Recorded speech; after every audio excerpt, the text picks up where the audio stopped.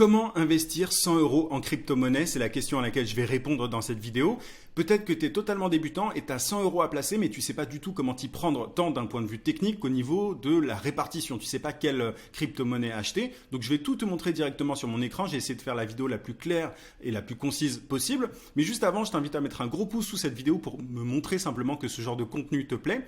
Et j'ai aussi des centaines de vidéos sur l'entrepreneuriat, sur la vente, sur le marketing. Donc ça risque de te plaire si tu veux développer une activité.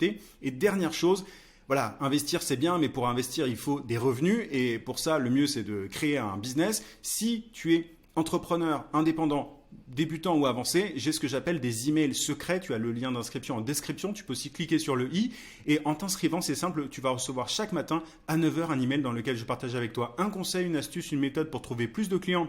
Et pour facturer tes services à prix d'or, il y a plus de 10 000 entrepreneurs qui sont inscrits déjà. Et mon meilleur contenu se trouve dans ces emails secrets. YouTube n'est que la partie visible de l'iceberg. Donc si tu es coach, consultant, formateur, freelance ou que tu veux le devenir et que tu as l'intention de développer un business qui te rend libre, c'est vraiment là que ça se passe. Clique sur le lien en description ou sur le i. Ceci étant dit, avant de te parler de tout ça, petit avertissement quand même, c'est important sur ce genre de vidéo. Cette vidéo est exclusivement faite à des fins pédagogiques, éducatives et informatives. Il ne s'agit pas de conseils pour acheter ou vendre des crypto-monnaies.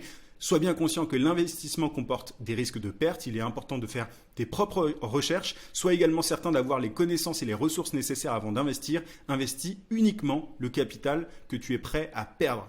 J'espère que c'est clair. Voilà, c'est dit. Cette vidéo n'est qu'un partage de mon expérience. Je ne suis pas conseiller en investissement ou quoi que ce soit. Je suis un simple entrepreneur qui investit lui-même. Et voilà, donc les choses sont dites.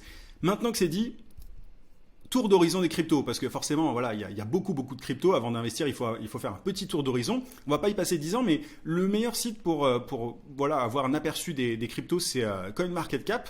Et CoinMarketCap, c'est un site qui te permet de voir le cours de toutes les cryptos. Tu vois, tu en as des tonnes et des tonnes. C'est vraiment un site référence que je t'invite à aller consulter. Tu auras tous les liens des outils et des sites dont je te parle en description. Donc, tu vois, tu en as plein. Tu as évidemment le Bitcoin, dont je vais parler un instant, qui est vraiment la crypto incontournable, référence dont on entend sans arrêt parler. Pour te faire une petite présentation, j'ai pris ce qui a été écrit sur Wikipédia. L'idée du Bitcoin a été présentée pour la première fois en novembre 2008 par une personne ou un groupe de personnes, on ne sait pas vraiment, sous le pseudonyme de Satoshi Nakamoto. Le code source de l'implémentation de référence a été publié en 2009. Donc c'est vraiment la crypto-monnaie de référence. Et souvent ce qu'on voit, c'est que les autres cryptos suivent un peu le cours du Bitcoin. C'est un peu étonnant. On ne va pas rentrer dans des détails trop techniques, mais c'est ce qu'on peut apercevoir en général dans les différents cours des cryptos. Donc tu as l'incontournable Bitcoin et à côté, tu as ce qu'on appelle les altcoins, qui sont tous les coins, les cryptos alternatifs, toutes les autres cryptos. Et l'altcoin le plus connu, c'est l'Ethereum, qui vient juste derrière le Bitcoin en termes de popularité. Et ensuite, tu en as d'autres, tu as le Tether, l'USDC, le BNB, etc. Souvent, tu as le top 10 des altcoins qui est souvent... les cryptos qui sont dans le top 10 sont souvent évoqués par différents experts, on en parle souvent. Tu as des cryptos plus ou moins sérieuses, plus ou moins solides dans ce top 10. On peut aller jusqu'au top 20 et après, plus tu descends, plus tu as des trucs risqués. Tu as des gens qui investissent sans problème dans ces cryptos risqués, mais quand tu as 100 balles à placer, c'est pas la meilleure idée du monde. Donc on va pas parler des degen coins. Les degen coins, c'est les trucs ultra volatiles, qui partent dans tous les sens, qui peuvent se casser la gueule du jour au lendemain. C'est pas trop le but de cette vidéo. Mais voilà, tu as tout un tas d'altcoins et tu as le Bitcoin qui est la référence. Maintenant, tu te demandes, dans quoi est-ce que je vais investir du coup? Ce qu'on peut faire, c'est se reporter à ce que disent la plupart des experts. Souvent, tu as des experts qui vont te recommander différents portfolios, différentes répartitions au niveau des cryptos. Alors, l'idée, c'est pas de te dire ce que dit chaque expert, mais en tout cas, j'ai fait pas mal de recherches et ce dont on peut se rendre compte, c'est que beaucoup recommandent d'avoir 50% de Bitcoin et d'Ethereum. Tu vois, dans ces 50% de Bitcoin plus Ethereum, ça peut être par exemple 60% de Bitcoin et 40% d'Ethereum, ou alors 70% de Bitcoin et 30% d'Ethereum.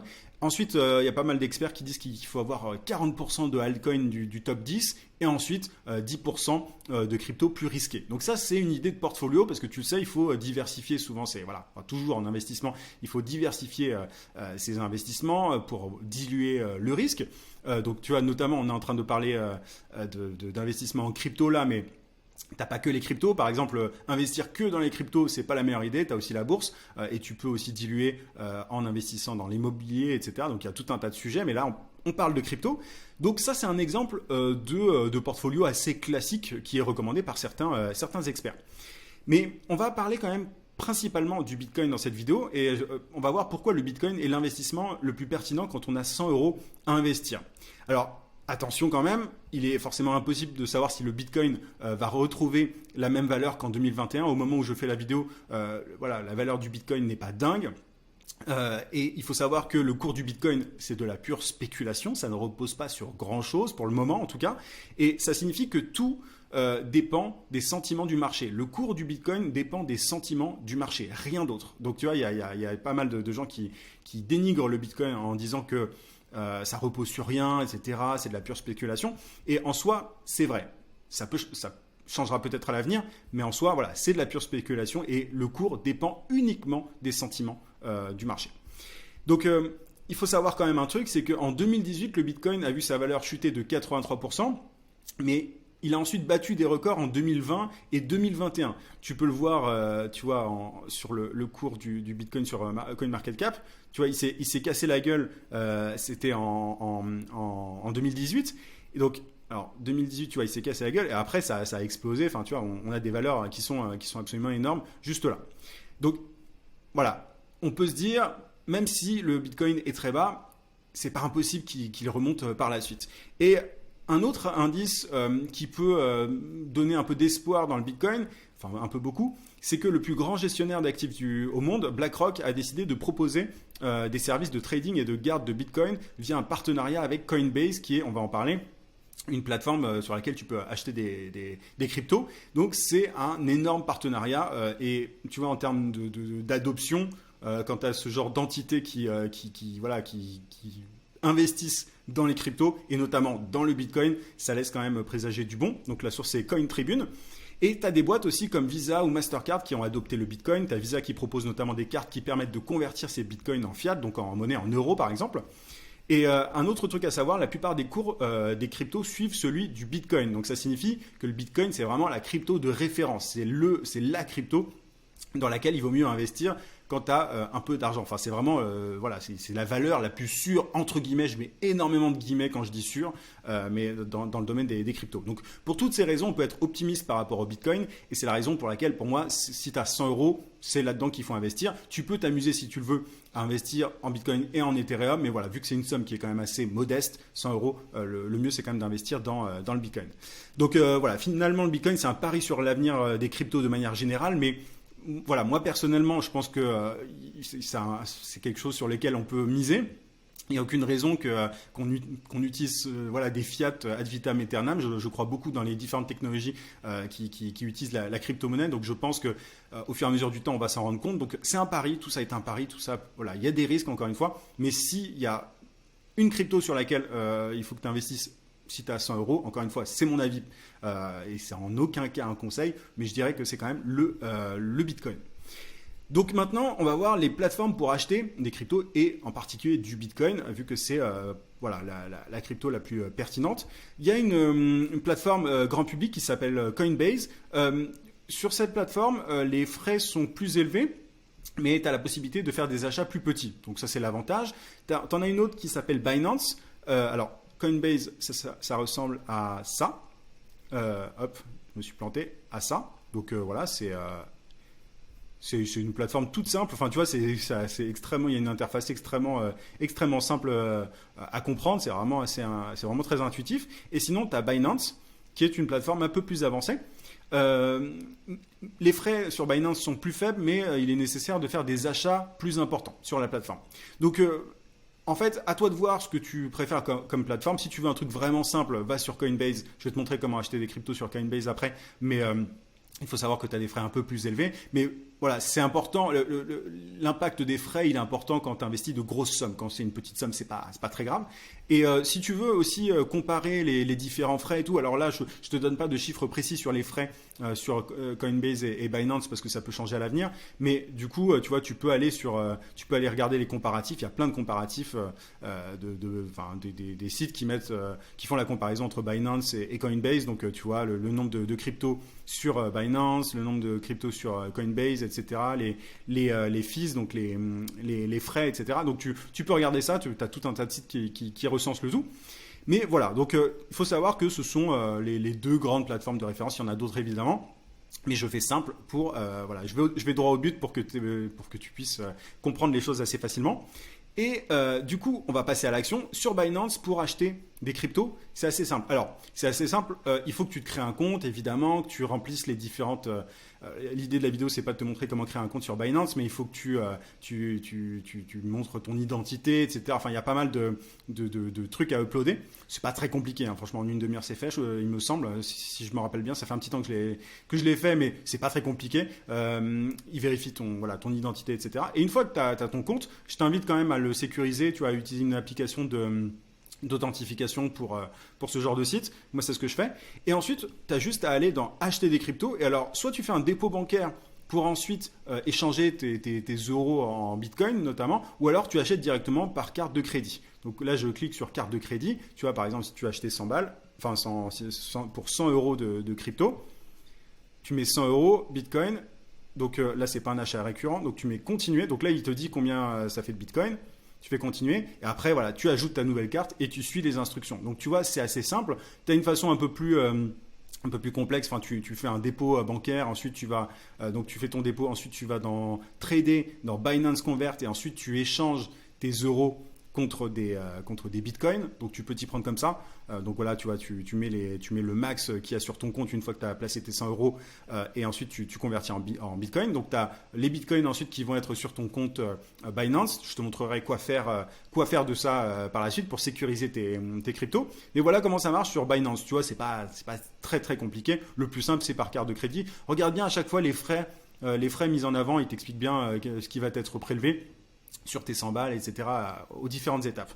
Et sinon, sur Coinbase, c'est assez simple, tu vois, en fait, quand tu cliques, là j'ai pas de fonds sur Coinbase, mais tu vois, quand tu cliques sur acheter, ils te disent de déposer tes fonds, et ensuite, donc, tu fais un virement avec sur ce compte bancaire, il te donne toutes les références. Fais bien gaffe à mettre ton numéro de référence pour que ça atterrisse bien sur ton compte Coinbase. Évidemment, je ne le répète pas, mais il faut te créer un compte Coinbase. Il faut que sécurise aussi ton compte via une application d'authentification.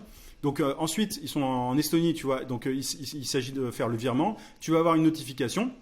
Et ensuite, il te suffira d'aller sur exactement le bouton que je viens de te montrer, acheter, et tu pourras directement échanger tes 100 euros contre du Bitcoin, et ils mettront en avant les frais aux différentes étapes. Donc tu vois, c'est vraiment pas très compliqué, mais c'est pas terminé quand même, parce qu'après, il faut stocker tes cryptos, tu vois, il faut pas les laisser sur le site comme ça, tu peux toujours te faire pirater, on sait jamais. Donc tu as deux moyens de stocker tes Bitcoins une fois que tu en as acheté.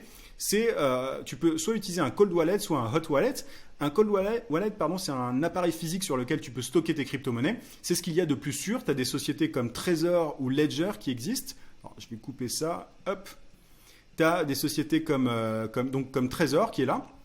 Qui est donc tu vois, c'est un petit appareil sur lequel tu peux stocker tes crypto-monnaies directement. Donc il y a beaucoup de gens qui recommandent ça. C'est un appareil, tu vois, c'est pas en ligne, c'est pas connecté à Internet, donc tu n'as pas de risque de te faire pirater, enfin normalement. Et tu as une autre société qui, je crois, est française, c'est Ledger. Donc tu vois, pareil, c'est un petit appareil. Un petit objet physique que tu peux planquer sous ton oreiller. Autre truc, les hot wallets. Alors, les hot wallets, ce sont un hot wallet, puisque je les mets au singulier. C'est un logiciel en ligne sur lequel tu peux stocker tes crypto-monnaies.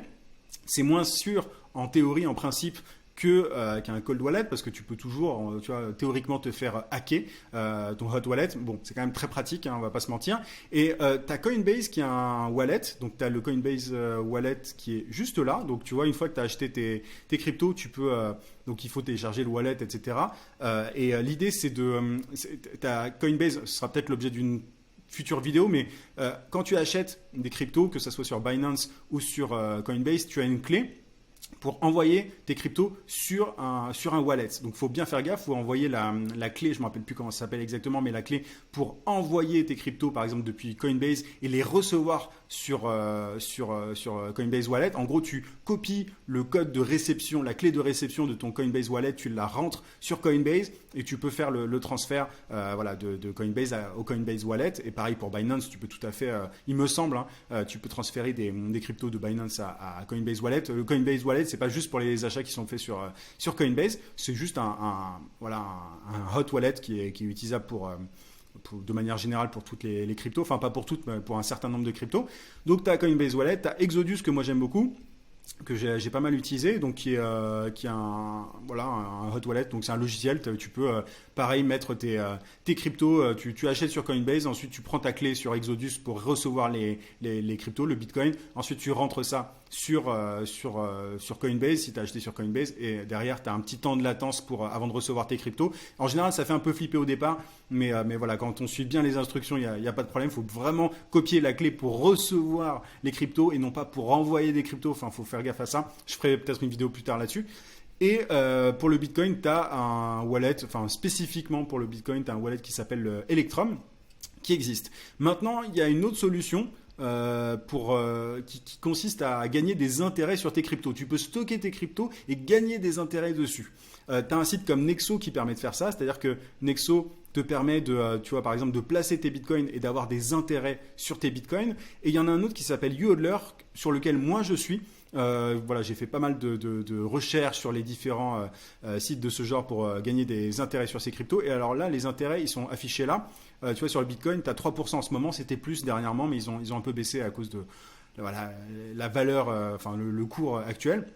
Mais ils remonteront sans doute plus tard. Mais en gros, voilà, tous les intérêts, tu as les intérêts, tu vois, sur chaque crypto. Donc, tu vois, au lieu de laisser dormir tes bitcoins sur un wallet, tu peux placer ça sur YouHodler, par exemple, et avoir 3% d'intérêt sur ces cryptos-là. Alors, je ne vais pas rentrer dans les détails sur comment est-ce qu'ils font pour faire fructifier tes bitcoins et tout. C'est un tout autre sujet. Mais en tout cas, il faut savoir que ça existe. Maintenant, voilà, il faut quand même savoir un truc. Alors, petit point juste avant, YouHodler stocke tes cryptos sur des hot et des cold wallets, et notamment Ledger.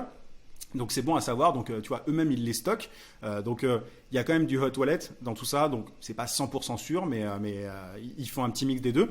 Et donc ce que je voulais te dire, c'est qu'il y a quand même un risque avec ce genre d'outils. Tu as notamment le cas de Celsius, qui était un site du même style, un service du même style, qui dernièrement a fait scandale parce que tu as beaucoup de gens qui ont complètement qui ont fait faillite, etc. Il y a vraiment eu des catastrophes parce que Celsius concrètement a perdu l'argent des gens. Je ne vais pas rentrer dans les détails, je te mettrai tous les liens en description. Mais voilà, ils sont complètement cassés la gueule. Après ça, moi, je me suis renseigné sur YouHodler pour voir s'ils utilisaient les cryptos de la même manière que Celsius. Apparemment, non. Mais bon, voilà, je préférais quand même te mettre en garde sur ce genre de service. Mais voilà, maintenant, tu sais dans quoi investir. Voilà, encore une fois, tout ça est à titre pédagogique, éducatif et informatif. Mais voilà, il y a le Bitcoin qui est, à mes yeux, le plus pertinent quand tu as 100 € à investir. Tu sais comment acheter, sur quelle plateforme acheter et quoi faire de tes bitcoins après ça. Donc j'espère que cette vidéo t'a plu. Si tu veux que je fasse d'autres vidéos de ce genre à l'avenir, n'hésite pas à me le dire. Dis-le moi en commentaire. Like cette vidéo et puis encore une fois, si tu veux générer des revenus pour pouvoir investir de plus en plus, il faut que tu crées un business et pour ça, la meilleure chose à faire, c'est de t'inscrire à mes emails secrets, tu as le lien en description. Tu peux aussi cliquer sur le i. Je te souhaite plein de succès en investissement, en business de manière générale et je te dis à très vite dans une prochaine vidéo ou dans un prochain email.